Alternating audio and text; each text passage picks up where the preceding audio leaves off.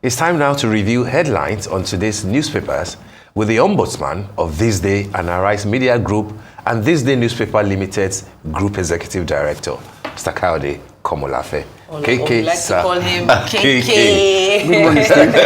And good morning to see you. Good to see Hope you. you brought some Happy packs of Sunday. jollof rice to complete the story. Definitely. And happy International Men's Day, KK. Thank you very much. Today's our day. Thank you very much. All right, we're going to the newspaper reviews very quickly. We'll start with ThisDay on Sunday, and let's take it from top to bottom. The window story says, to ramp up oil production, federal government moves to resolve dispute over sale of $1.3 billion ExxonMobil's assets. That's a story on page 5 of today's ThisDay. And below the masthead, Jonathan, that's the former president, I would have relocated my mom if Diri had lost election. That's a story on page 5 of today's ThisDay. And I think the gentleman who lost election, the former minister, former governor, Silva, seems to have replied the former president in a manner that a lot of people are commenting on the internet, on Twitter, that it might not be the best thing for him to have done. But we'll stay with the main story. Under that, Obi, African leaders have turned their countries into gigantic criminal enterprise. Says professor's salary for 30 years can buy Nigerian legislators' car. And the lead story itself, universities won't embark on strike again. Tinubu declares, says dialogue, negotiation should be prioritized by labor unions. Pledges to establish energy with academic unions. That's the president speaking there.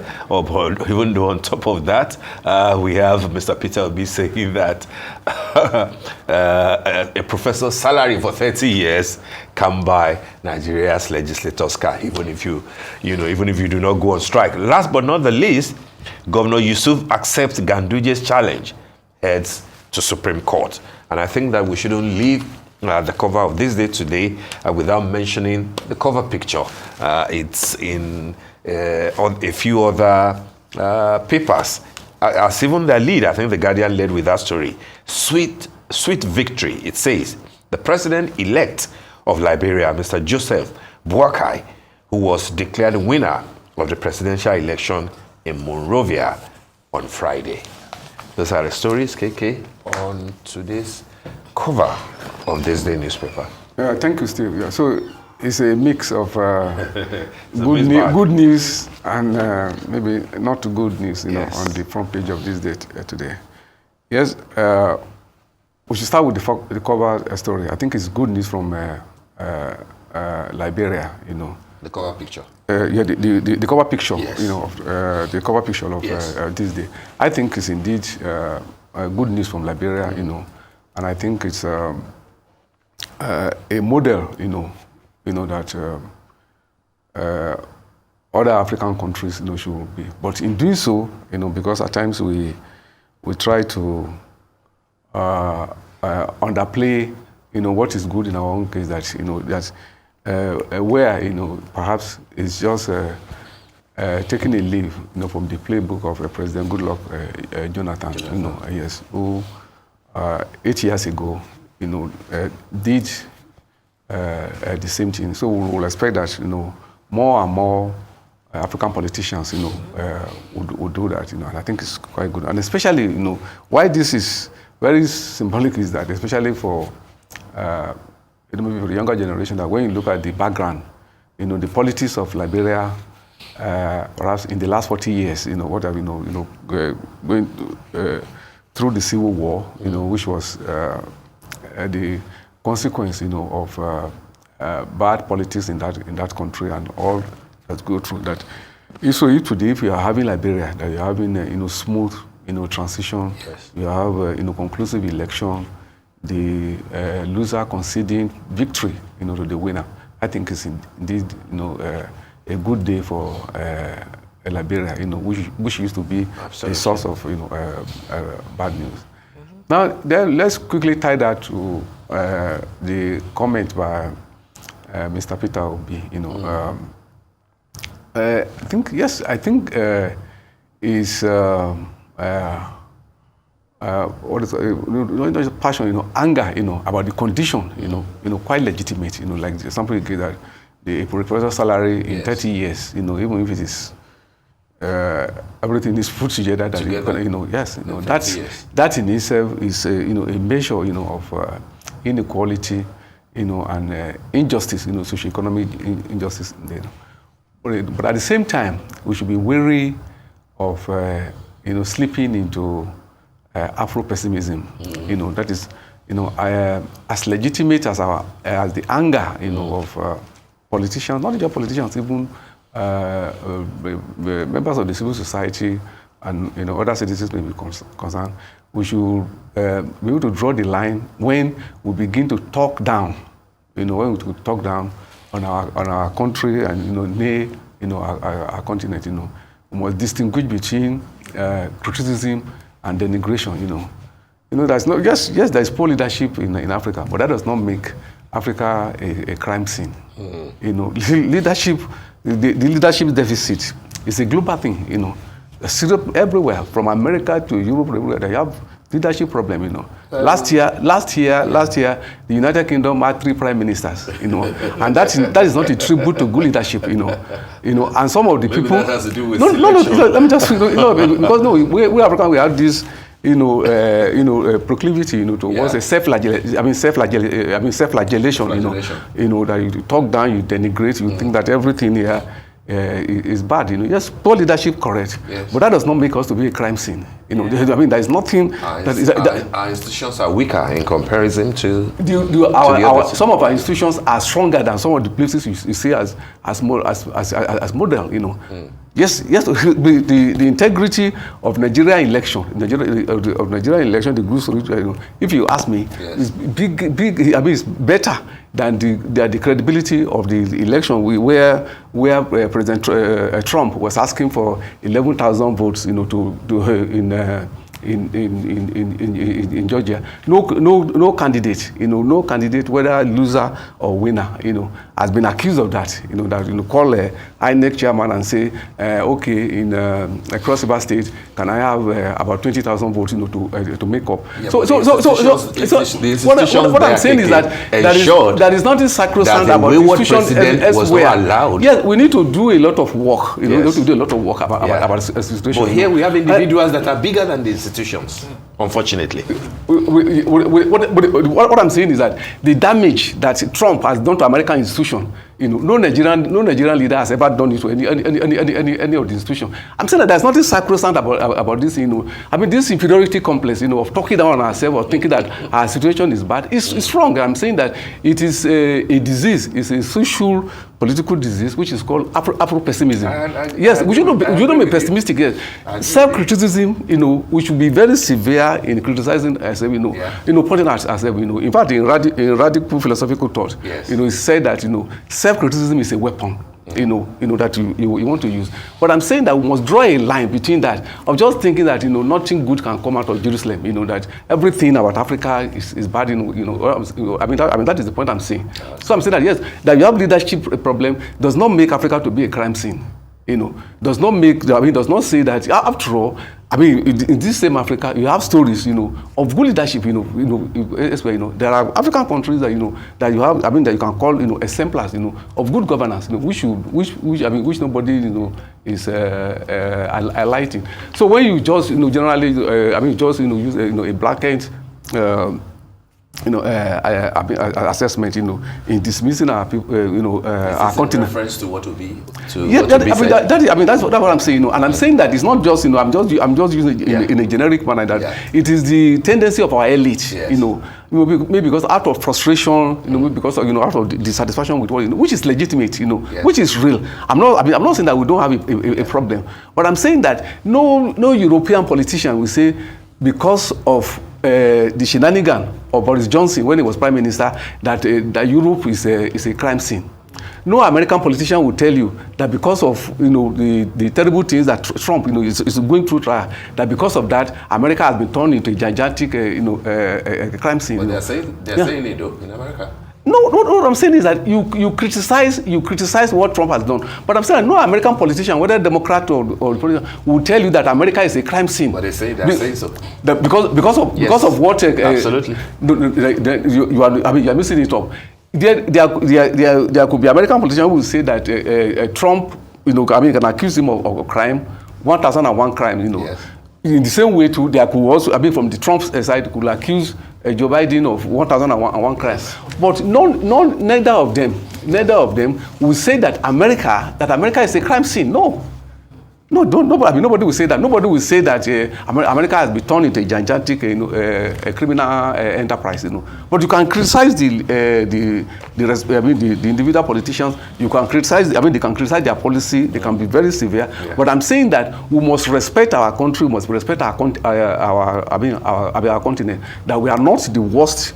In the world, even if you are talking of leadership, that we are not the world, and that there is nothing redeemable, about the African situation. Yeah. So we should be wary of Afro-pessimism. Yeah. That is the point I'm trying to make. I agree on that. With the bad water. Exactly. Yeah. All right, then. But let's talk about something a bit lighter before we move to the Sunday Punch. Of course, ThisDay Style. On the cover of ThisDay Style, we have Herbert Wigwe, a new era in education, and of course that is probably focused on the new university that will be launching sometime next year. Here it reads, Herbert Wigwe's storied career in finance spans over 2.5 decades. Understanding the transformative power of education, Wigwe has emerged as a vocal advocate for accessible, quality education. He firmly believes that education is not just a right, but a cornerstone for the development of any nation. And through his advocacy, he emphasizes the role of education in empowering individuals and shaping the future of countries. Talk about, putting your money where your mouth is. We're looking at Wigwe University, of course, that is going to be up in 306 days. Definitely putting 306 days? 306 days, as it says on the website. That's here. Like next December, isn't it? Something like that. Yes, well, they've already started the work. Now, of course, congratulations to him and his entire team. Congrats to him. He embodies the word fearless, and which is intriguing why he has used that as the payoff, to promote the university. From banking, can we even say that he has left banking? From banking to business now to education. He hasn't left banking. Yeah. Bold moves from him, though. And congratulations. Congratulations to Herbert. It's also significant that one of the virtues that he says that the new university will promote, is leadership. So that the core virtues will be leadership, innovation, and entrepreneurship. Best wishes to him. Absolutely. Yeah. Let's go to Sunday Punch, where the burner headline, the lead story says, Osun CJ's removal, replacement illegal, says NJC. Sans knock governor. The governor's state assemblies lack power to sanction judge. That's according to Judicial Council member. And MBA knocks Adeleke, vows not to recognize acting chief judge.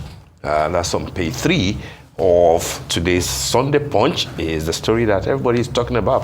Practically every lawyer in Nigeria today is saying what is going on in Osun State. But of course, it's not the first time that you see something like that. You remember that Port Harcourt a few weeks ago, something similar, nearly happened there. A few other interesting stories on the cover of today's Punch. Federal government to release 4,068 inmates from correctional centers. EFCC to arraign NAF men arrested for internet fraud. And local vehicle manufacturing will create opportunities for mechanics, artisans. That's Mary Ojulari, who, by the way, had appeared also on the cover of ThisDay Style before. Bold and courageous young woman doing pretty well in the world of business. Tinubu doesn't need to borrow if looted funds are recovered. That's SERAP's deputy director, and I think that this would be a good news to a number of Nigerians. Fuel price may fall as petrol vessels berth at port, and then Naira gains as official market gets to 791 to $1. What else do we need to know here? Knowledge hurdles or the ordeals of Nigerians studying abroad amidst elusive El Dorado. I'm sure that the Osun CJ story will be of interest to you, KK. Yeah, just like the front page of ThisDay, I think the front page of Punch too is also a mixed bag in a sense, where, some sharing news, or rather, promising news, and also worrisome one. Definitely, the lead story is a worrisome one, because are we witnessing the emergence of authoritarianism in Osun? So maybe not, But the consolation should be that this a judicial thing. I think ultimately, the issues will be resolved, in court, as it were, and especially that the National Judicial Council is reportedly, looking into the matter, but I think it's quite a worrisome one, because these are the kind of things that you will associate, with military regime. But even in the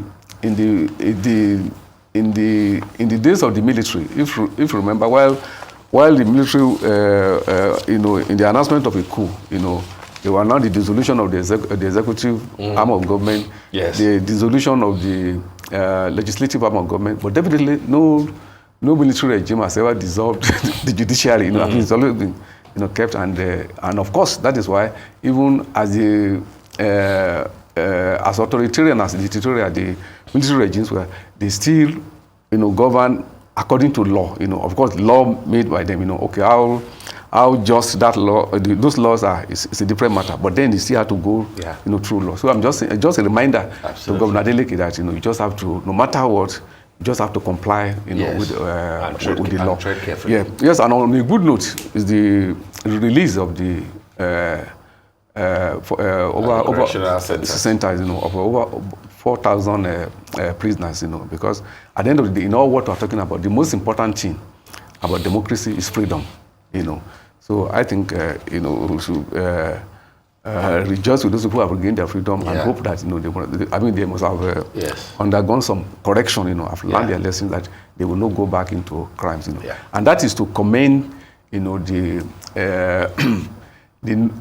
tone, of the reform that is going on in the Ministry of Interior, and to also encourage. I think the minister has emerged as one of the to encourage the Honorable Minister of Interior, Mr. Tinubu, to continue in that line, because the question of the congestion of the prisons, of the correctional centers, it has been a perennial issue, and then, but the thing is that it has to be, confronted, and now that it's being confronted, I think the ministry should be, encouraged, in that line. Okay. All right. Should we look at the Nation very quickly? An interesting story there. I'm sure you like the cover picture. Oh, definitely. That cover picture. I remember when we saw the live images, I was very scared. Estonian slackliner by the name Jan Roos walking on a rope between Sterling Towers and the Onome rig at the Marina, Lagos over the weekend. Even Governor Babajide Sanwo-Olu had shared images from this on his page, and he definitely he broke a record by being one of the slackliner that was able to go past a certain amount of time. It's a Guinness World Record holder. Very, very scary. Just seeing him there. Amazing stuff. Definitely amazing stuff there. I was just thankful that he did not fall down and drop. No, that's why he's the Guinness Record holder. There's no falling anywhere. And I think the deputy governor also hosted him. I think yesterday or something. He has done very well in promoting, using this, to promote the image of Lagos and of Nigeria, holding the Nigerian flag, to the world. That's a good one. A great one. Yes. Great one. Just on the top there, say 60 feared killed in Boko Haram ISWAP fighters Borno clash. Insurgents attack Yobe governor's convoy. That's on page 4. And on page 5, no more strikes in universities. We took Tinubu. on the cover of ThisDay. We have just one 10 seconds. I think the lead story in today's Sunday Sun, given what you said, KK, sir, Aminu Wali bombshell, Nigerian politicians now classified as thieves. former Foreign Affairs Minister, advises tribunal cases be concluded before swearing in president, governors, and others. I mean, just in line with the thoughts that you expressed regarding not being too hard, on ourselves, even when we know that there are things that we need to correct. But I'm afraid this is where we'll leave it for today, KK. Thank you so much, as always, for making the Sunday Tonic a delightful affair. Thank you very much.